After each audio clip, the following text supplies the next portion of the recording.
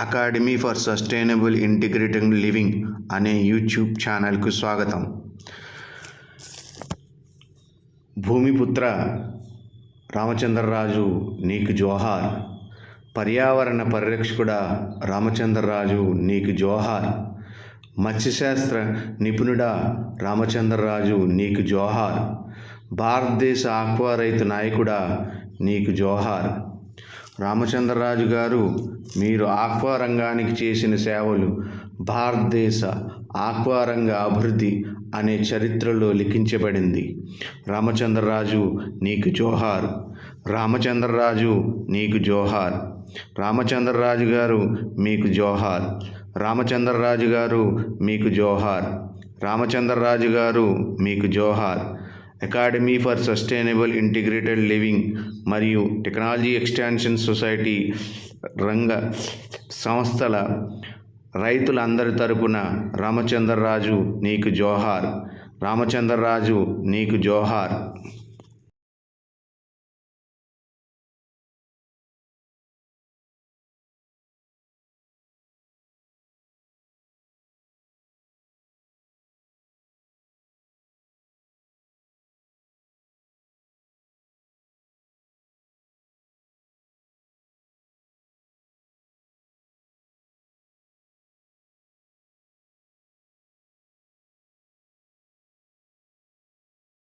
హిందీ కానీ ఇంగ్లీష్ కానీ అదేవిధంగా ఒడిశాలో అయితే బెంగాల్లో కానీ ఎక్కడైనా ఏ భాషనైనా కూడా ఆయన ఈజీగా మాట్లాడేటువంటి ఆయన ఒక వ్యక్తి కాబట్టి ఆయన్ని ఎదరపెట్టి రైతాంగం అందరూ కూడా ఆ రోజు ప్రతి ఒక్క విషయంలో కూడా జీవో నెంబర్ 18 అవ్వచ్చు, ఈ అక్వా రంగానికి కావాల్సినటువంటి ఎన్నో విషయాల్లో ఒక పక్క ల్యాండ్ సీలింగ్ యాక్ట్ వచ్చినప్పుడు కానీ ల్యాండ్ కన్వర్షన్ యాక్ట్లో డబ్బులు కట్టాల్సి వచ్చి రాష్ట్రంలో సుమారుగా 1000 కోట్ల రూపాయలు రైతులు పెట్టినటువంటి సమయంలో కూడా ఈ కమిటీ సభ్యులందరూ కూడా రామచంద్రరాజు గారి సూచన మేర కానీ రామచంద్రరాజు గారి యొక్క సలహాలు కానీ తీసుకుని రైతాంగం ఎప్పుడు కూడా రిలీఫ్గా ముందుకెళ్ళడం జరిగింది.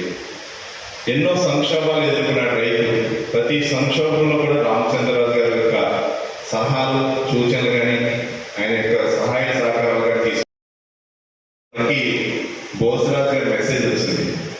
నేను క్షణంగా చూసి మళ్ళీ రెండోసారి చదువుతున్నాను. నేను ఇదేంటి ఎట్లా జరిగింది అని నేను ఆశ్చర్యపోయాను. అంటే నాకు తెలియదు. అందుకే నేను జూలైలో 16వ తారీఖున నేను ఆయనతో కూడా మాట్లాడడం జరిగింది.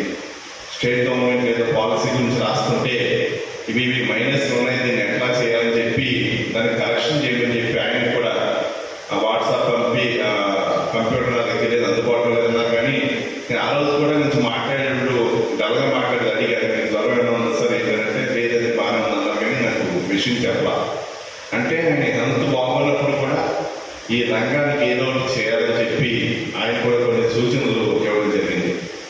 రామచంద్రరాజు గారు లేకపోవడం చాలా బాధాకరం.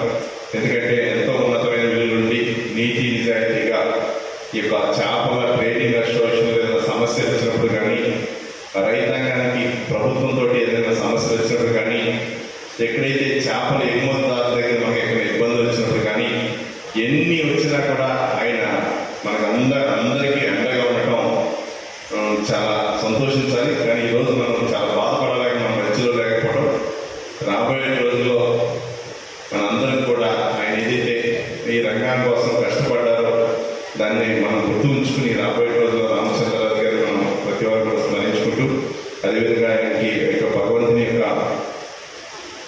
ఆశీస్సుతో రాబోయే ఆత్మ శాంతి కలగాలని చెప్పి తెలియజేసుకుంటూ అదేవిధంగా వారి కుటుంబ సభ్యులకు ఆ యొక్క భగవంతుని యొక్క ఆశీస్సులుండి రాబోయే రోజుల యొక్క మనోధైర్యాన్ని కల్పించి ఆయన ఏదైతే పాటలో ఆక్వా రంగంలో ఈ రాష్ట్రంలోనే కాదు ఇతర రాష్ట్రాల్లో కూడా ఆక్వా రంగాన్ని అభివృద్ధి చేయడంలో కానీ ఆయన పారదర్శకంగా ఉన్నారు.